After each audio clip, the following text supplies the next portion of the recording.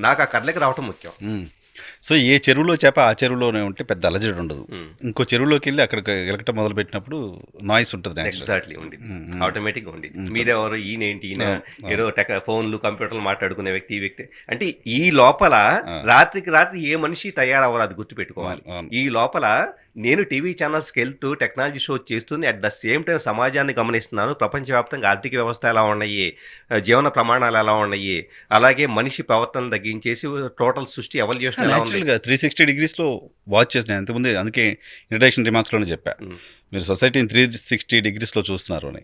Politics complete చేయడానికి ముందు చివరి క్వశ్చన్, మీరు ప్రిడిక్షన్ కూడా చెప్పారు, పొలిటికల్ ప్రిడిక్షన్. యాహ్! హ్మ్. రిజల్ట్ 7:00 8కో కౌంటింగ్ స్టార్ట్ అవుతే హ్మ్. మీరు మార్నింగ్ అరౌండ్ 6-6:30కి కాంగ్రెస్ పార్టీ గెలవబోతుంది అనే విషయం చెప్పారు. హ్మ్. హౌ? సో, చాలామంది ఈ మధ్య కాలంలో జ్యోతిష్కాలు వీటి గురించి నెక్స్ట్ జ్యోతిష్క చాలా దగ్గరకు వస్తా, నడుస్తూ నెక్స్ట్ ఉంది. నెక్స్ట్ జ్యోతిష్క ఆ! దగ్గరకు వస్తా. నేను జ్యోతిష్కుడిని కాదు, ఫస్ట్ అది గుర్తుపెట్టుకోండి. ఫస్ట్ ఏంటంటే ఎక్స్‌ట్రా సెన్సిటివ్ పర్సెప్షన్ అని ఒకటుంటుంది. మన జ్ఞానేంద్రియాల కళ్ళతో చూసేవి చెవులతో విన్నాయి. ఉదాహరణకి చెవులతో వినపడేదేంటి? ఎలక్షన్ రోజు టీవీలో వచ్చే వార్త ఏ వినపడుతుంది? ఇలాగే ఇంత మెజారిటీతో గెలిచారు, లేకపోతే ఇన్ని సీట్లు దక్కించుకున్నారు. ఇదంతా జరిగి మధ్యాహ్నం 3:00కో, 4:00కో ఫైనల్ రిజల్ట్స్ వస్తే అప్పుడు మాత్రమే కళ్ళతో చూసి, చెవులతో విని నమ్మే సమాజం మనది. 3 డైమెన్షనల్ సమాజం.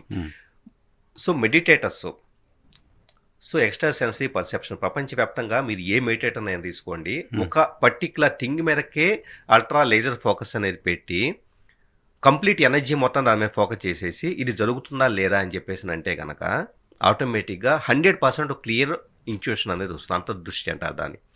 సో, మీరు ఒకసారి గమనించండి. ఏదో రోజు, ఏదో సందర్భంలో మీరు అలా బయటికెళ్ళాలనుకుంటారు. ఎళ్ళా ఎళ్ళాలనుకుంటే కాస్త మళ్ళా వద్దులే అనుకోని, మళ్ళా వెంటనే డిసైడ్ అయిపోయి మళ్ళా ఎళ్ళాలనుకుంటారు. ఎళ్తారు. ఎళ్ళాక ఒక యాక్సిడెంటో లేదా ఇంకోటి జరిగి, ఇందాక నాకు అన్ని సార్లు అనిపించినా కూడా నేను ఆగిపోకుండా వచ్చాననుకుంటారు. ఎందుకు అన్ని సార్లు మీరు హెసిటేట్ చేస్తున్నారు ఒక నిర్ణయం తీసుకోవటంలో అంటే గనక, ఇట్స్ ద ఇంట్యూషన్. ఎప్పుడూ హార్ట్ మ్యాప్ ఇన్‌స్టిట్యూట్ అని ఒకటుంటుంది. అది కంప్లీట్ నేను సైంటిఫిక్ విధానంలో చెబుతున్నా. బ్రెయిన్‌కి, హార్ట్‌కి ఒక కనెక్షన్ ఉంటుంది. సో, మనిషి జీరో స్టేట్ ఆఫ్ మైండ్‌లో ఉంటే గనక, మన బ్రెయిన్‌లో ఉండే థాట్స్‌కి తగ్గట్లుగా మన హార్ట్ రిథమ్ ఉంటుంది. ఎప్పుడైతే హార్ట్ రిథమ్ అనేది మిస్ అవుతుందో, ఈ కనెక్టివిటీ ప్రాపర్‌గా లేక, హార్ట్ రేట్ వేరియబిలిటీ హెచ్ఆర్‌వి అని చెప్పేసి అంటూ ఉంటారు. అది మారిపోయేసి మనిషి ప్రవర్తన గాని, ఆలోచనలు గాని గందరగోళంగా, అన్నీ కూడా ఏది కూడా ఒక ప్రాపర్ నిర్ణయం తీసుకోలేక, విషయాలు కూడా సరిగ్గా అర్థం కాకుండా, ఇప్పుడు ఉదాహరణకి మీ ఎదురుగా ఒక మనిషి కనపడుతున్నాడనుకోండి. ఆ మనిషిలో మంచితనం బదులు ఆ మనిషిలో చెడ్డతనం కనపడొచ్చు. ఒక విషయాన్ని విన్నప్పుడు దాన్ని యాజ్ ఇట్ ఈస్‌గా అర్థం చేసుకోవడానికి బదులు అపార్థం చేసుకోవచ్చు. ఇదంతా ఎక్కడ క్రియేట్ అవుతుందంటే గనక హార్ట్‌కి, బ్రెయిన్‌కి కనెక్షన్ ఇదైనప్పుడు. ఇప్పుడు ఇందాక చెప్పిన మీరన్న దీని గురించి వస్తాను. నేను ఒక అరగంట, అలాగే ఒక గంట పాటైనా గూడా ఫ్లో స్టేట్‌లో ఉంటాను. దాన్ని కూడా ఫ్లో స్టేట్ అంటే ఏంటి, నా మనసు మైండు, బాడీ, సోలు కూడా మైండు, బాడీ ఈ 2 ఫిజికల్ లేయర్స్ వచ్చేటప్పటికి నా కంట్రోల్‌లో ఉండదు. నేను బతికున్నానా, నేను ఉన్నానా అని నాకు తెలీదు. సో, నా మైండ్‌లో ఒక్క ఆలోచన కూడా రాదు. జీరో స్టేట్ ఆఫ్ మైండ్‌లో ఉంటుంది. ఒక్క ఆలోచన వచ్చినా ఈజీ సెన్సార్స్‌తో నా దగ్గర హెడ్‌సెట్ ఉంటుంది. అది కూడా ఐడెంటిఫై చేస్తుంది. యూ ఆర్ గెట్టింగ్ థాట్స్ కాబట్టి అక్కడ సౌండ్ ఫేడ్ అవుట్ అవుతూ ఉంటుంది. అంత సైంటిఫిక్‌గా నేను స్టడీ చేస్తున్నాను. నిజంగా చెప్పాలంటే ప్రపంచం నేను ఈరోజు మాట్లాడుతున్న 10 ఏళ్ళు, 15 ఏళ్ల తర్వాత శ్రీధర్ గారు అప్పుడే చెప్పారు ఈ ఇంటర్వ్యూని, ఎవరో ఒకళ్ళు చూసినా కూడా అర్థమవుతుంది. మనిషి బ్రెయిన్, హార్ట్‌కి మధ్య ఉన్న కనెక్షన్ స్టడీ చేసుకుంటూ నాలో థాట్‌లెస్ స్టేట్‌ని నేను క్రియేట్ చేసుకున్న తర్వాత నా ఇంట్యూషను ఏం జరగబోతూ ఉంటుంది, ఎలా ఉంటుంది, నేను ఒక దాని మీద ఫైన్ ట్యూన్ చేశానంటే గనక 100% నాకు అర్థమవుతూ ఉంటుంది. నాకు ఆ ఇంట్యూషన్‌తో ఆ రోజు మార్నింగ్ లేచాక ఒకసారి ట్రై చేద్దాం అని చెప్పేసి జస్ట్ అలా ఒక 5 నిమిషాలు కూర్చొని మెడిటేట్ చేస్తే నాకొచ్చిన థింగ్. దాన్ని కొన్ని ఆరా స్కానర్స్ అని చెప్పేసి కొన్ని డివైజెస్ ఉంటాయి. వాటితో నేను ఎవరు గెలవబోతా ఉన్నారు. సో, రేవంత్ రెడ్డి, కేసీఆర్ ఇద్దరు నేమ్స్‌ని చూసుకుంటే గనక 360 డిగ్రీస్ అది ఎనర్జీ వస్తే గనక అది ఫుల్ ఎనర్జీ 360 డిగ్రీస్ అంటే 0-360. 360 డిగ్రీస్ రేవంత్ రెడ్డికొస్తే గనక కేసీఆర్‌కి అరౌండ్ 80-90 మధ్య వచ్చుంది. సో, కేసీఆర్ గెలవబోవట్లే అన్నది నాకు క్లియర్‌గా. ఒకటి నా ఇంట్యూషన్‌తో తెలుసుకున్నా. రెండోది ఇంకో డివైస్‌తో కన్ఫర్మ్ చేసుకున్న తర్వాత ఆ పోస్ట్ పెట్టున్నాను.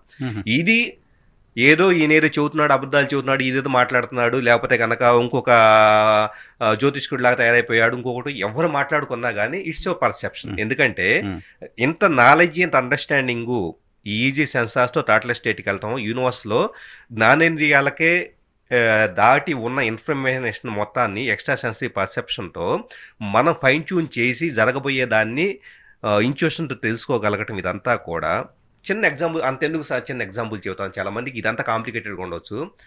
ఒక లేడీ కూర్చొని ఉంటారు. తన వెనక ఆ లేడీని తన వీపుని చూస్తా తను అబ్జర్వ్ చేస్తే ఎవరు ఉంటారు. ఆ లేడీ గబక్కన తల తిప్పిద్ది. ఎలా తనకే చూపు గుచ్చుకుంటుందన్న విషయం ఆ లేడీకి ఎలా తెలుస్తుంది అంటే it's the intuition. Intuition power అనేది చాలా మందిలో ఇంకా బతికుంది. కాకపోతే ఏంటంటే ఎవరైతే కనుక ఐడెంటిఫై చేయలేకపోతున్నారో వాళ్ళకి ఏంటంటే మీరు రోజువారీ సమస్యలతోనో ఈ రాజకీయాలతోనో వాళ్ళని తిట్టుకుంటా వీళ్ళని తిట్టుకుంటా ఉండటంతో వీటన్నిటిలో పైన ఎన్నో పొరలు కప్పిన తర్వాత మీ సోల్ కనెక్టివిటీ యూనివర్స్తో కనెక్ట్ అవ్వక మీకు ఏది తెలియదు. మీరు ఎప్పుడైతే మెడిటేషన్ చేయడం స్టార్ట్ చేస్తారో నేను చెప్పేదంతా కూడా చాలా పద్ధతిగా పర్ఫెక్ట్గా అర్థం. So with your meditation and zero state of mind తోటి యాజ్ వెల్ ఏదో సమ్ మెషిన్ చెప్తుంది. ఆరా స్కానర్ అని చెప్పేసి ఒక మెషిన్ ఉంటుంది. అది ఒక వ్యక్తిది కావచ్చు, ఒక ప్లేస్ది కావచ్చు. అంటే ఒక ప్రదేశానికి వెళ్ళాం అనుకోండి, ఇక్కడ పాజిటివ్ ఎనర్జీ ఉందా నెగిటివ్ ఎనర్జీ ఉందా అన్నది అది చెప్పగలుగుతుంది.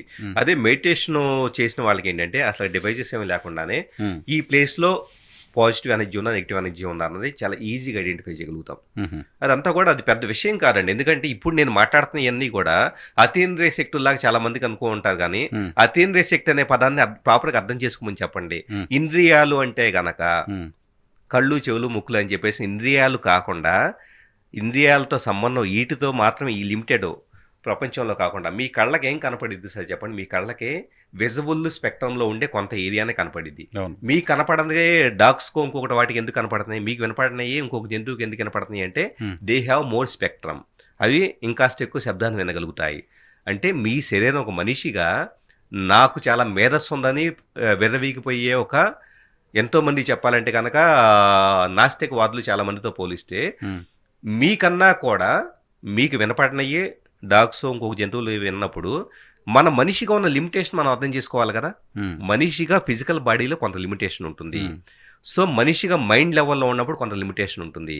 మనిషిగా సోల్ లెవెల్కే జర్నీ చేసినప్పుడు కంప్లీట్ అన్ని బ్యారియర్స్ని అన్ని వీటిని బ్రేక్ చేసుకొని ప్రపంచం మొత్తం కూడా మీకు అర్థం అవడం మొదలు పెడతారు. సో మీరు నాస్తికవాదులకి వ్యతిరేకులు కాదు, మీరు చెప్తుంది కూడా యాజ్ పర్ సైన్స్ 100%. నేను దేనికి వ్యతిరేకం కాదు. ఎందుకంటే నేను అభిప్రాయాల మీద బతకట్లేదు. నా అభిప్రాయం తప్పు కావచ్చు, ఐఎమ్ ఎక్స్ప్లోరింగ్ థింగ్స్. ఇది తప్పు అయితే కనుక నెక్స్ట్ ఏంటి, నా జీవితంలో నేను మరణించే నాటికి అసలుకి టోటల్ విశ్వం యొక్క ఎలా మూమెంట్ జరుగుతుంది. ఉదాహరణకి చిన్న ఎగ్జాంపుల్ చెబుతాను సార్. ఒక బెండకాయ ఉంది, లేకపోతే ఒక